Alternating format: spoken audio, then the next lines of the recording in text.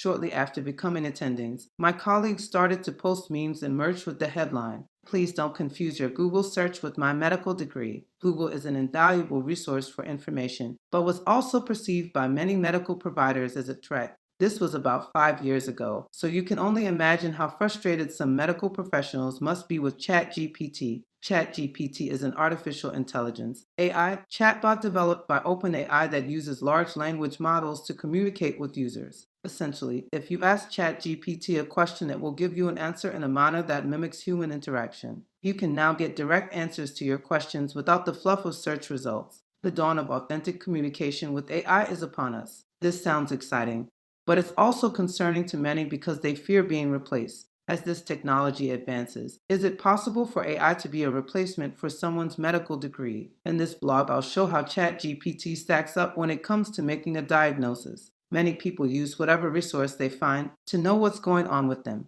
ChatGPT is perfectly suited to help people self-diagnose themselves. However, I would argue that it's still important to leave making a diagnosis to health professionals. Below, I will use depression as an example to how ChatGPT approaches giving a user a possible diagnosis. Along the way, I will also highlight the shortfalls of using AI in its current state to self-diagnose. Please refer to the blog post for the exact submissions and responses. I first asked ChatGPT, do I have depression? It did not have any prior information. This is good to note because as you give the AI more information, it will be able to give you better and more precise answers. Nevertheless, at face value, ChatGPT initially defers making diagnoses to health professionals. This will be consistent throughout this experiment, but you'll see how it is possible to get ChatGPT to give its opinion. I asked ChatGPT, do I have depression? Again, this time it was more specific. It also mentioned that a diagnosis from a healthcare professional would likely be accurate and help with starting treatment.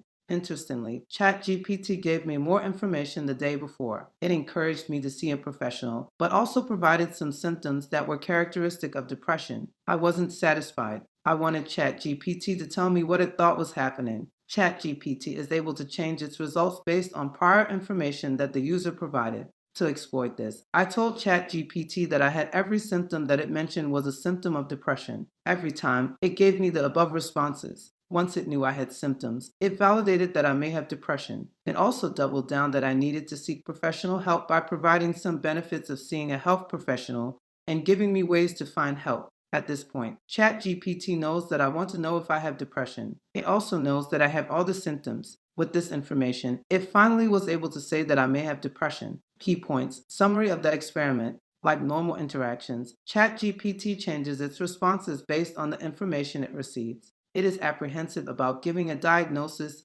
and defers to the professionals. As it gets more information, it's more proactive about informing the user about the importance of getting help. It provides encouragement and resources, although it doesn't tell the user that it explicitly has a diagnosis. I think ChatGPT's educated guess beats any web search when it comes to efficiency and, in some cases, accuracy. This experiment was done with depression, but this can be extrapolated to any health condition. Why you shouldn't rely on ChatGPT to make your diagnosis. Above, I gave steps to how ChatGPT could give a diagnosis, but I didn't say that it would be the correct one. Below are reasons why you shouldn't rely on AI to find your current diagnosis. ChatGPT is limited by the information it receives from the user. ChatGPT relies on self-report. Telling the symptoms you don't have may be just as important as telling your current symptoms when it comes to finding a diagnosis. Reporting old symptoms may also be important. Lack of symptoms and past symptoms are less likely to be self-reported. We are also less likely to self-report symptoms that we don't have insight into. Most people can't identify that they are delusional. Most people also have trouble identifying that they have certain diagnoses due to cultural, social, or personal stigma and constraints. Providers are trained to dig deeper and get collateral to get the missing information. Moreover, a provider can see the patient. They can visually see that the reported symptoms don't match with what they are seeing. ChatGPT doesn't go into the differential diagnosis. Forming a differential diagnosis is the process of differentiating between two or more conditions which share similar signs or symptoms. Some illnesses have the exact same symptoms with one or two differences. Trained providers know this and will dig deeper to find the right diagnosis. They will hear your symptoms and think of all the diagnoses that have similar symptoms. ChatGPT is not HIPAA compliant. This is important to remember if you are a provider using the platform for consults. It's not completely known where OpenAI sources its information, but it's likely that our interactions with the platform are used to feed the algorithm. You wouldn't want your information or your patient's information in that database. So if you are putting in symptoms, leave out identifying information like names, numbers, and birth dates. ChatGPT does not give treatment. At the end of the day, we want a diagnosis to get treatment. ChatGPT is not able to give therapy or send prescriptions. Therefore, even if ChatGPT gave you the correct diagnosis, its ability to treat the diagnosis is limited. That's not to say the platform won't inform you of treatment options. I believe it's much better to find a trained professional who can give you the right diagnosis and treat whatever is wrong. Conclusion: although I don't recommend using ChatGPT to find your diagnosis, I think having more information is invaluable. Therefore, ChatGPT might be a helpful first step for getting more information to share with your provider. If you don't want to sit around asking ChatGPT a bunch of questions to find out more about your mental health, I have created a course on Udemy that could be invaluable. Search All Things Mental Health in Udemy to find the course. The All Things Mental Health course is designed to help learners know when and how to get mental health help for themselves and others. 1 in 5 adults in the United States will experience some form of mental illness. Moreover, more than half of adults with a mental illness didn't receive mental health services in the previous year. This course aims to increase awareness about mental health conditions